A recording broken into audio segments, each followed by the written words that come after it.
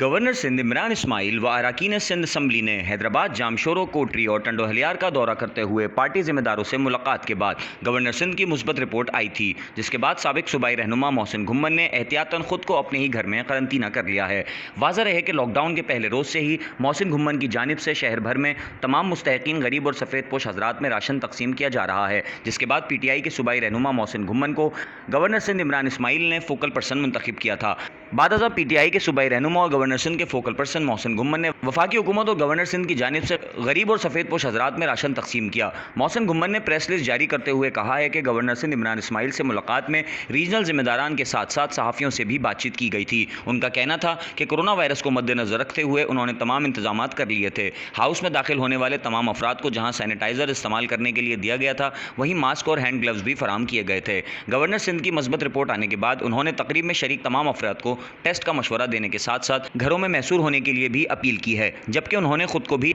अपने ही घर में करंतना किया है और रिपोर्ट के मुंतज़िर हैं। उन्होंने कहा कि जब तक उनकी रिपोर्ट नहीं आ जाती तब तक वो अपने ही घर में रहेंगे, और उन्होंने सिंध की आवाम से भी दुआ की दरख्वास्त की है कि वो इस माह मुबारक में गवर्नर सिंध इमरान इस्माइल के लिए दुआ करें ताकि वो इस मूजी मर्ज से जल्द सेहतियाब हो सकें।